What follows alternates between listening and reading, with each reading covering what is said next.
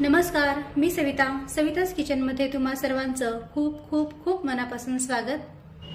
आज आपण हिरव्या मटारची चमचमीत भाजी बनवणार आहोत. चवीला ही भाजी एकदम मस्त लागते आणि बनवायला पण खूप सोपी आहे.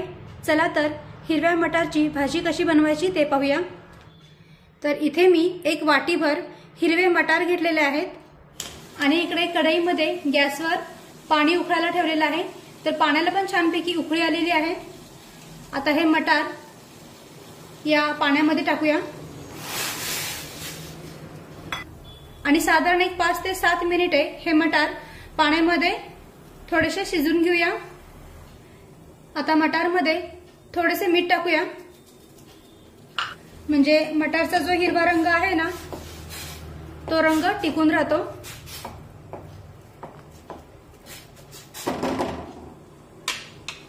आणि आता बरोबर 5 ते 7 मिनिटे झालेली आहेत आणि तुम्ही पाहू शकता हे मटार वर आलेले आहेत, म्हणजे हे थोडेसे शिजलेले आहेत. आता गॅस बंद करूया आणि आता भाजी बनवण्यासाठी वाटण तयार करून घेऊया. तर गॅसवर मी कढई गरम करायला ठेवलेली आहे. आता कढईमध्ये 1 चमचाभर तेल टाकूया. आता तेल हलकसं गरम झालं की त्यामध्ये इथे मी 2 मध्यम आकाराचे कांदे असे उभे पातळ चिरून घेतलेले आहेत, ते या तेलामध्ये टाकूया. आणि कांदा हलका मऊ होईपर्यंत शिजून घेऊया.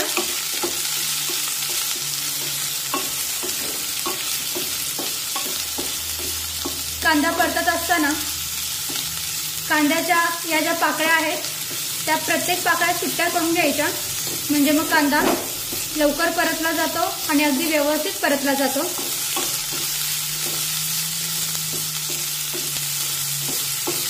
आणि कांदा उलटण्याने एकसारखा असा हलवून घ्यायचा, म्हणजे सगळीकडून तो एकसारखा भाजला जातो.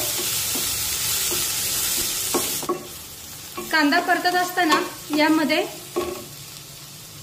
2 हिरव्या मिरच्या सुद्धा टाकून घेऊया आणि मिरच्या सुद्धा यामध्ये परतून घेऊया.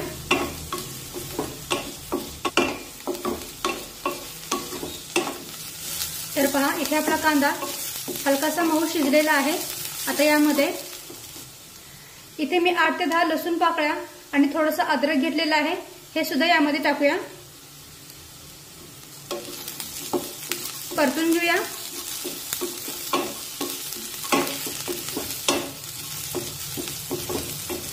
दोन मिनिटे आलं आणि लसूण कांद्यासोबत परतून झाल्यानंतर यामध्ये 2 मोठ्या आकाराचे टोमॅटो असे उभे कट करून घेतलेले आहेत, हे सुद्धा यामध्ये टाकूया आणि पुन्हा सर्व परतून घेऊया. टोमॅटो पण छानपैकी पिकलेले आहेत, त्यामुळे भाजी पण छान दाटसर बनून तयार होते. तर आता टोमॅटो सुद्धा 2 मिनिटे कांद्यामध्ये परतून घेऊया.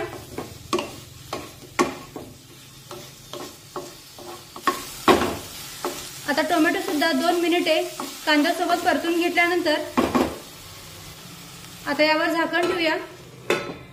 गॅसची फ्लेम ही अगदी मंद ठेवूया आणि मंद आचेवर हे सर्व जिन्नस पूर्ण मऊ होईपर्यंत शिजून घेऊया. आणि आता 2 ते 3 मिनिटे झालेली आहेत. कढईवरचं आपण झाकण काढूया. मधल्या वेळेत कांदा मी हलवून घेतला होता, जेणेकरून तो खालून करपणार नाही. तर पहा, इथे सर्व जिन्नस अगदी व्यवस्थित मऊ शिजलेले आहेत. आता गॅस बंद करूया आणि हा सर्व मसाला पूर्ण थंड करून घेऊया. आणि आता सर्व साहित्य पूर्णपणे थंड झाल्यानंतर हे आपण मिक्सरच्या भांड्यामध्ये वाटून घेऊया. तर एक मिक्सरचं भांडं घेऊया आणि त्यामध्ये हा सर्व मसाला टाकूया.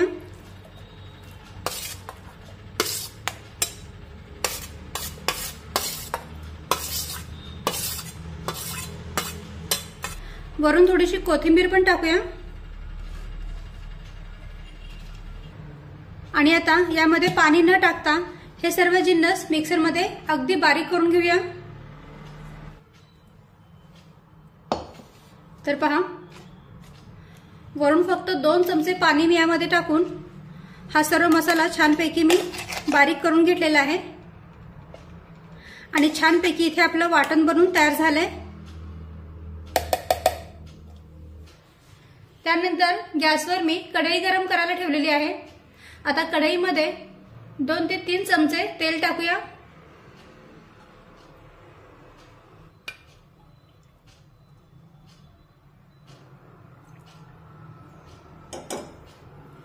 आता तेल हलकसं गरम झालं की त्यामध्ये अर्धा चमचा मोहरी टाकूया। मोहरी छान तडतडली पाहिजे। मोहरी टाकल्यानंतर गॅसची फ्लेम ही अगदी कमी करायची, म्हणजे मग ती अंगावर उडत नाही। मोहरी छानपैकी तडतडली की त्यानंतर अर्धा चमचा जिरे टाकूया। जिरे पण छान फुलून फुटले पाहिजे। गॅसची फ्लेम ही आपल्याला अगदी मंदच ठेवायची आहे।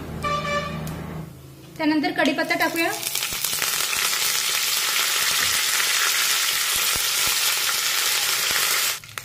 अर्धा चमचा हळद टाकूया। पाव चमचा हिंग,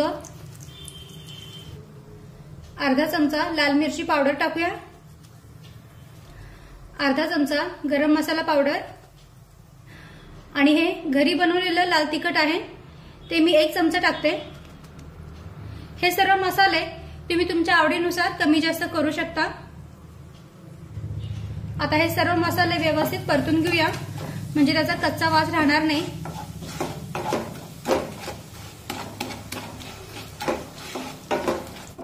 मसाला परतत असताना गॅसची फ्लेम अगदी मंदच ठेवायची आहे, नाहीतर मग हा सर्व मसाला करपू शकतो। आता 1 मिनिट मसाला छानपैकी परतून झाल्यानंतर यामध्ये हे जे वाटण आपण तयार करून घेतलेलं आहे ते यामध्ये टाकूया।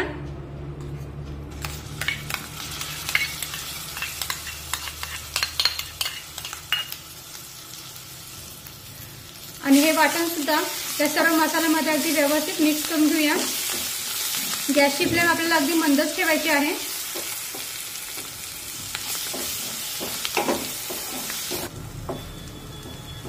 आता हे वाटण मसाल्यामध्ये अगदी व्यवस्थित मिक्स करून झाल्यानंतर यामध्ये थोडंसं पाणी टाकूया। मिक्स करून घेऊया।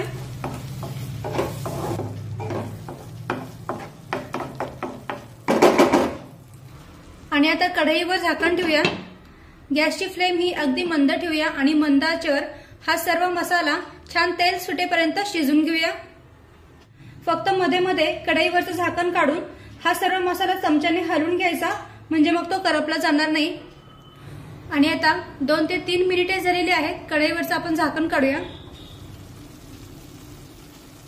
तर पहा, मसाल्याने छानपैकी तेल सोडलेलं आहे, म्हणजे हा सर्व मसाला अगदी व्यवस्थित शिजलेला आहे। आणि मधल्या वेळेत हा मसाला मी एकदा चमच्याने हलवून घेतला होता, जेणेकरून तो खालून करपला जाणार नाही। आता यामध्ये गरजेनुसार गरम पाणी टाकूया।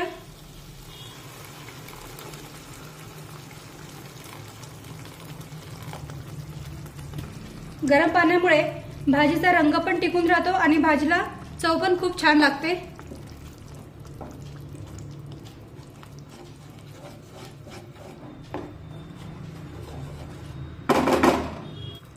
आणखीन थोडंसं पाणी मी यामध्ये ऍड करते।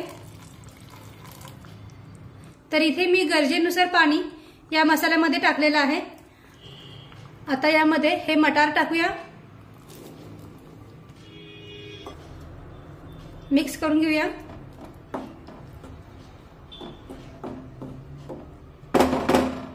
चवीनुसार मीठ टाकूया आणि मीठ सुद्धा अगदी व्यवस्थित यामध्ये मिक्स करून घेऊया।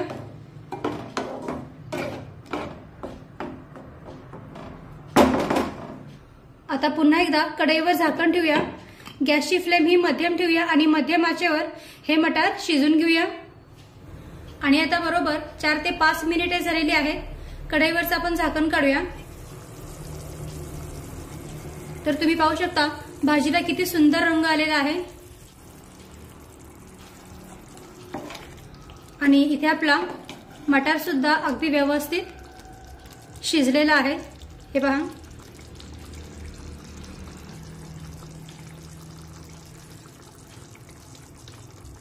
मस्त मटार पण अगदी व्यवस्थित शिजलेला आहे आणि इथे आपली हिरव्या मटारची भाजी बनवून तयार आहे। वरून थोडीशी कोथिंबीर टाकूया, मिक्स करून घेऊया। तुम्ही पाहू शकता भाजी किती सुंदर दिसते।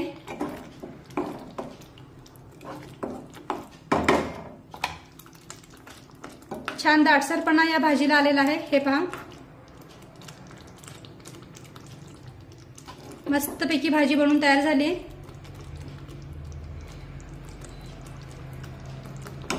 आता गॅस बंद करूया आणि लगेच ही भाजी काढून घेऊया।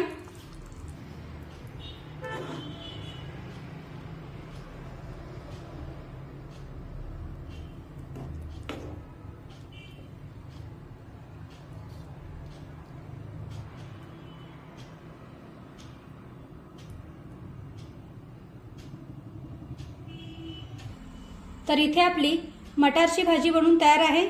तुम्ही पाहू शकता भाजी किती सुंदर बनवून तयार झाली आणि रंग पण पहा भाजीला किती सुरेख आलेला आहे। चवीला तर ही भाजी एकदम मस्त लागते। गरमागरम चपाती, भाकरी, पुरी सोबत किंवा मग भातासोबत सुद्धा ही भाजी तुम्ही खाऊ शकता। तर तुम्ही सुद्धा अशाच पद्धतीने मटारची भाजी नक्की करून पहा। व्हिडिओ आवडला असेल तर व्हिडिओला प्लीज लाईक करा, शेअर करा आणि सबस्क्राईब करायला विसरू नका। थँक्यू।